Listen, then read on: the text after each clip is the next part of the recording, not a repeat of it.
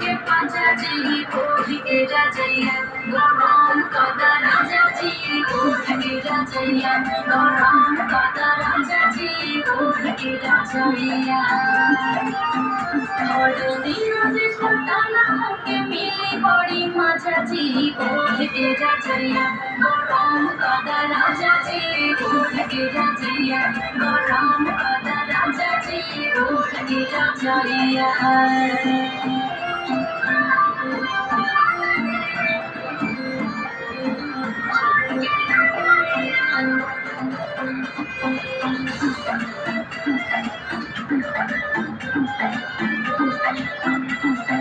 काम नहीं करे राजा संभल रजैया